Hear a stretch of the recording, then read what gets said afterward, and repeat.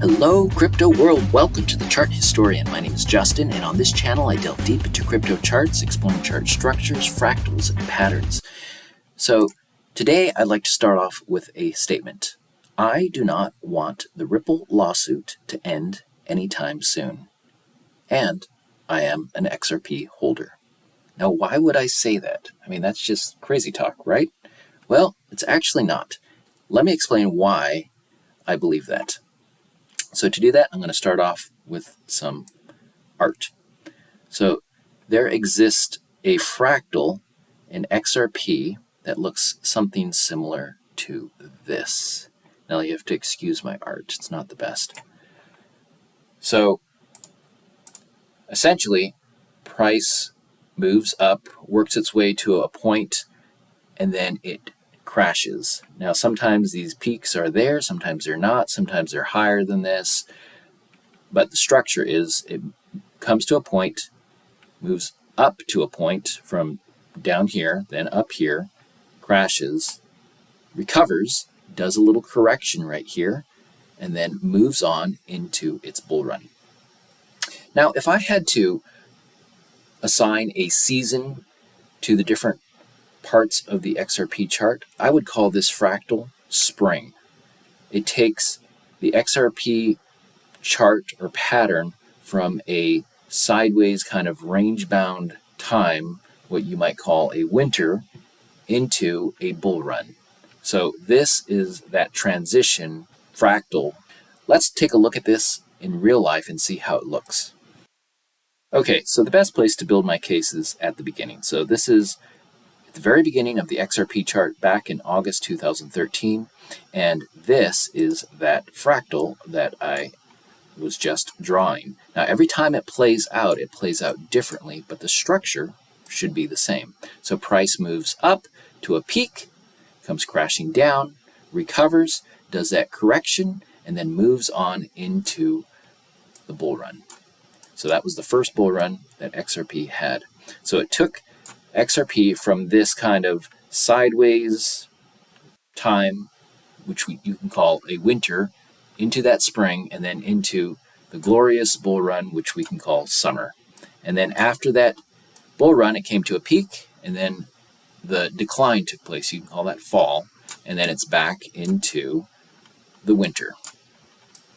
So there is a pattern, a season, a structure to XRP. So here's this whole thing actually was the decline here, and this is that winter time. Now, structurally, even though this looks very different here, this part here is actually structurally similar to this. So again, this fractal shows up once more. We have to zoom in. So here we have that same fractal again. It moves up to a peak, comes crashing down, moves back up, and does that. This time it's just a small little pullback, little correction, and then it moves on into its bull run. So it brought it from kind of winter into the amazing summer. This continues to play out, folks. So it comes to a peak, and then you have the decline, which we would call the fall or the autumn, and then it goes into its winter, where it's sideways, range-bound, until at the end of it comes that fractal once again. Let's zoom in and take a look at it. Okay, so here's a closer look at it. Price moves up, comes crashing back down, moves back up again, does that little correction right there, and then it's off to the next bull run. So here's that next bull run. So as you can see, folks, XRP is repetitive. So it comes to a peak here, and then goes into the decline, goes into that range-bound time again, and then back to the next time that fractal plays out. This time it looks different. Every single time it looks different, but structurally the same structure is taking place. Price moves up, comes crashing down, and does that little tiny correction right here before moving on into the next bull run. So here was the peak of that bull run, which is the current all-time high, after which it declined into the autumn of XRP, and eventually that autumn turned to winter over here, and it brought us to the next time that fractal played out. So it moves up again, comes crashing down, moves back up, does that correction, and then it's off to the next bull run right there. All right, so why am I showing you this? Well, this is where the SEC lawsuit was brought against Ripple. You know, if you came to me and asked me when the best time to bring a lawsuit against Ripple would be, I would say in this fractal. The only reason why you would bring a lawsuit against Ripple at this point would be to prevent it from going into the bull run. If you brought it here, it wouldn't have much effect, but if you brought it here, you potentially could stop it from doing this. But it didn't.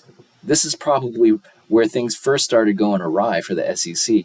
Sure, it fell down, but what happened? It dusted itself off and zoomed right into the next bull run. And that was roughly a 900+% gain while being in a lawsuit, having the SEC on your back. It moved up 900%. I mean, if you want to bring an acid test against XRP, what better test is than this? Like, you have the SEC fighting you while going into a bull run. I mean, that speaks volumes for XRP. So there's a couple important things to gather from this. The XRP chart structure is stronger than the SEC lawsuit.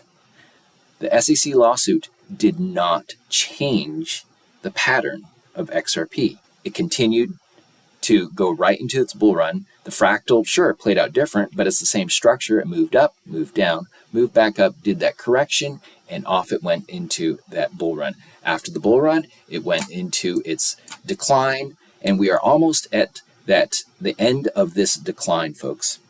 So what comes next? What has always come next? Well, it's that range-bound time that comes after the decline. So now that we know that the lawsuit is weaker than the chart structure, why would we want a SEC lawsuit resolution right around here? That would be, you would end up with something like this. That would mean that all that lawsuit was for nothing. All that holding through all of this drama with the SEC meant nothing if it just moves up like this. And that's what would happen because, folks, this structure is stronger than this lawsuit. So where would I like this to play out? I would like to see something like this take place after this lawsuit. Well, the only place that this is going to happen is after this range-bound time. So, folks, I am willing to wait it out through this time, whether it's this long or whether it's this long, before that lawsuit ends. If it ends here, it's going to be a nothing burger. If it ends here, it's going to be shock and awe. So choose what you want, folks. But if you want this, you're going to have to go through something like this. I don't know how long it will be. It could be, maybe it'll be this long. I don't know. Or maybe it'll be this long. Maybe it will be longer. I really don't know. But the point is I'm comfortable holding it through this so that when that lawsuit finds resolution in this fractal, then we can get that. It would be so fitting. This, if we wanted it to end here, it would essentially have to come full circle. So there's the spring, there's the summer, there's the fall. We would go through the winter, back to the spring, and that's when we would find resolution. Folks, if you find this type of analysis, this fractal analysis, where I deep dive into the chart structures and examine fractals and patterns, if you find that valuable or you like it, you should hit that subscribe button because you'll be notified when I put out new videos. I put out videos on a regular basis. And if you find value in this, please hit that thumbs up button as well. So folks, I don't want it to end soon. I do want it to end, but I want it to end at the right place. I want this type of reaction from that lawsuit ending, not this. And if we want this, we have to go through this. There is absolutely no example in the XRP history where XRP goes from a bull run into a decline and then straight up into a bull run. You can point to this, but this is the same thing, just on a smaller scale.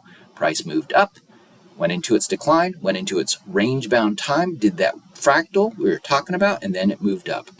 You know, I'm not a financial advisor, so nothing I present here should be construed as financial or investment advice, and I'm certainly not a lawyer. You know, the XRP community has some amazing lawyers in it, and I'm so glad that someone like John Deaton stepped up and is giving a voice to the thousands of investors that have just been sidelined because of this lawsuit.